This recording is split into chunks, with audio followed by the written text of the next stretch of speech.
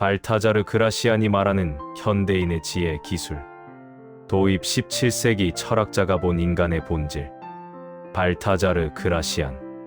17세기 스페인의 예수의 사제이자 철학자였던 그는 인간 본성에 대한 가장 냉철한 관찰자 중 한 명이었습니다. 그가 남긴 현세의 지혜는 단순한 처세술이 아닙니다. 인간 심리의 가장 깊은 곳을 꿰뚫어본 통찰이자 삶의 품격을 지키며 현명하게 살아가는 기술에 관한 이야기입니다.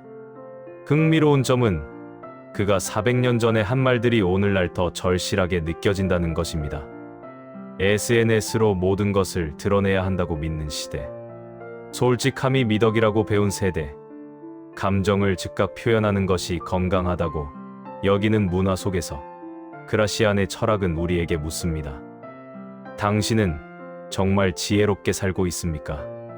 오늘은 그라시안의 핵심 철학을 현대적으로 재해석하여 직장에서, 관계에서, 그리고 삶 전반에서 품격을 잃지 않고 현명하게 살아가는 방법을 이야기하려 합니다. 일부 말보다 행동으로 말하라. 신뢰의 기술. 그라시안은 말합니다. 지혜로운 자는 말보다 행동으로 말한다.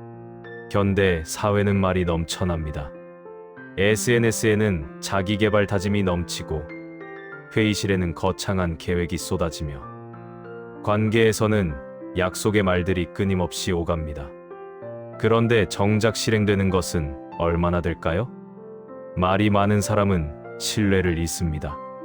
처음에는 사람들이 귀 기울이지만 시간이 지나면 저 사람은 또 말만 하는구나 하고 넘기게 됩니다.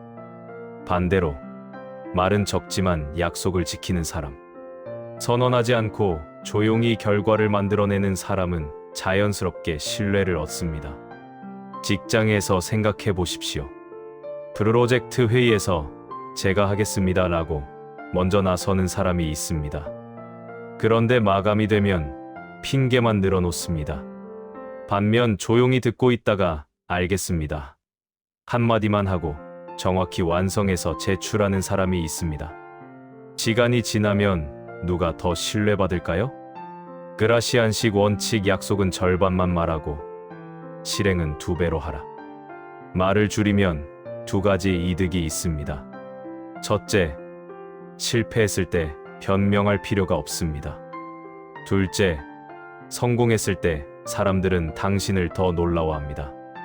이것이 바로 과소약속, 과다 실행 under promise, over deliver의 원리입니다. 2부, 모든 사람에게 마음을 열지 마라. 관계의 경제학. 모든 사람에게 마음을 열지 말고 내 가치를 아는 사람에게만 친절을 베풀어라. 이 말은 냉정하게 들립니다. 하지만 그라시안은 냉혹한 것이 아니라 현실적인 것입니다.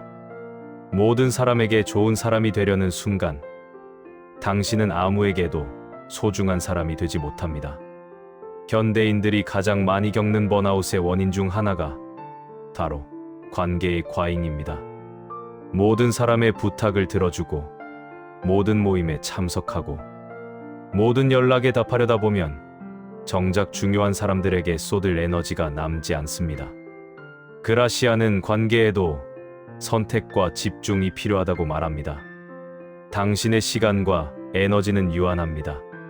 그것을 함부로 나눠주면 정작 당신을 진심으로 아끼는 사람들이 외면받게 됩니다. 직장에서 예를 들어보겠습니다. 당신이 능력 있는 직원이라면 끊임없이 부탁이 들어옵니다.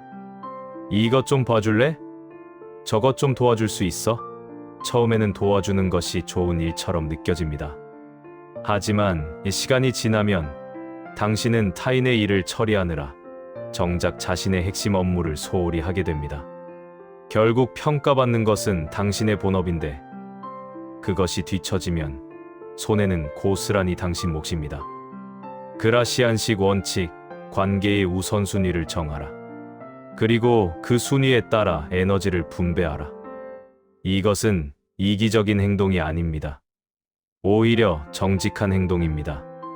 당신이 진짜 소중히 여기는 사람에게 최선을 다하는 것, 그것이 진정한 성실함입니다. 3부 지혜는 결심이 아니라 실행이다. 행동의 심리학. 지혜는 결심이 아니라 실행이다. 새해가 되면 사람들은 결심합니다. 운동하겠다. 책 읽겠다. 저축하겠다.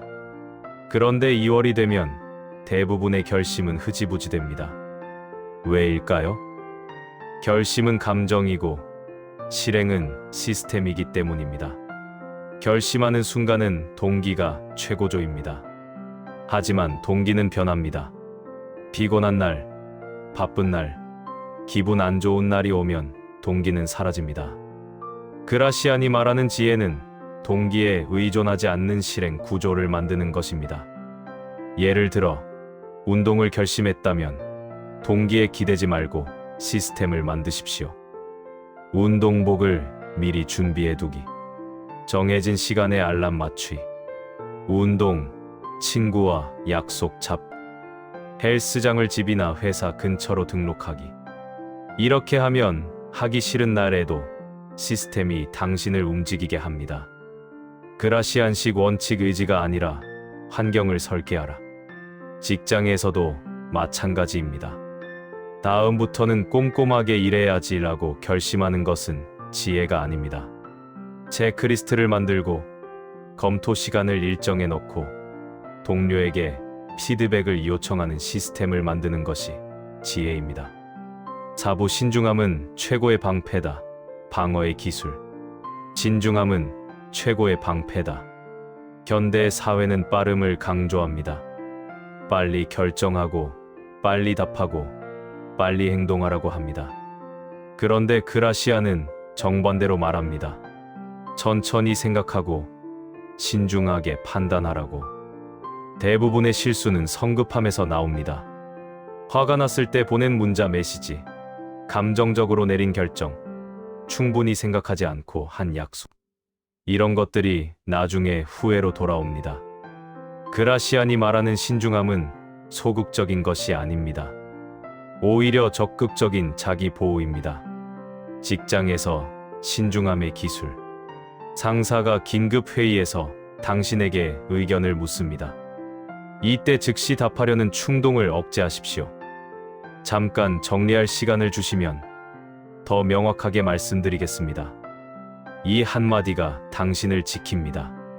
성급하게 답했다가 나중에 그때 왜 그렇게 말했지? 라고 후회하는 것보다 잠깐 멈추고 생각하는 것이 훨씬 현명합니다. 관계에서 신중함의 기술. 누군가 당신에게 부탁합니다. 거절하고 싶지만 즉시 안 되라고 하면 관계가 불편해질 것 같습니다. 일정 확인하고 연락드릴게요. 이렇게 시간을 벌면 감정이 아니라 이성으로 판단할 수 있습니다. 그라시안식 원칙 중요한 결정일수록 즉시 답하지 마라. 스문의 시간의 여유가 당신을 구한다. 5부 솔직함과 침묵의 균형, 표현의 예술. 솔직함과 침묵의 균형이 지혜를 만든다. 요즘 문화는 솔직함을 강조합니다. 감정을 숨기지 말고 생각을 솔직하게 표현하라고 합니다. 하지만 그라시아는 경고합니다. 무분별한 솔직함은 어리석음이다. 모든 생각을 다 말할 필요는 없습니다. 모든 감정을 다 표현할 필요도 없습니다. 침묵도 하나의 표현입니다. 때로는 말하지 않는 것이 더 강력한 메시지를 전달합니다. 직장에서 상황을 가정해 보겠습니다. 회의에서 동료가 명백히 잘못된 제안을 합니다. 당신은 즉시 그건 안 됩니다 라고 반박하고 싶습니다. 하지만 그라시아는 다르게 말합니다. 잠시 침묵하십시오. 그리고 질문하십시오. 그 방법의 장점이 뭔가요? 예상되는 리스크는 고려하셨나요? 이렇게 하면 상대방 스스로 문제를 발견하게 됩니다. 당신은 적을 만들지 않으면서도 잘못된 결정을 막을 수 있습니다. 관계에서도 마찬가지입니다. 친구가 당신에게 자신의 연애 이야기를 합니다. 객관적으로 봤을 때 그 관계는 문제가 많습니다. 하지만 친구는 지금 위로를 원하지, 조언을 원하지 않을 수 있습니다. 무조건 솔직하게 그 사람 별로야라고 말하는 것이 친구를 위한 것일까요? 때로는 듣기만 하는 것, 공감만 해주는 것이 더 현명한 선택입니다. 그라시안식 원칙 말하기 전에 세 가지를 물어라. 이것이 진실인가? 이것이 필요한가? 이것이 친절한가? 세 가지 중 하나라도 아니오라면 침묵하십시오.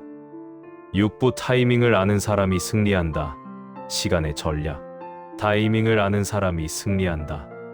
같은 말이라도 언제 하느냐에 따라 결과가 완전히 달라집니다. 좋은 아이디어도 잘못된 타이밍에 제안하면 거절당합니다. 평범한 아이디어도 완벽한 타이밍에 제안하면 채택됩니다. 직장에서 예를 들어보겠습니다. 당신은 새로운 프로젝트 아이디어가 있습니다. 상사에게 제안하고 싶습니다. 그런데 상사가 지금 다른 프로젝트 마감에 쫓기고 있습니다. 이때 제안하면 어떻게 될까요?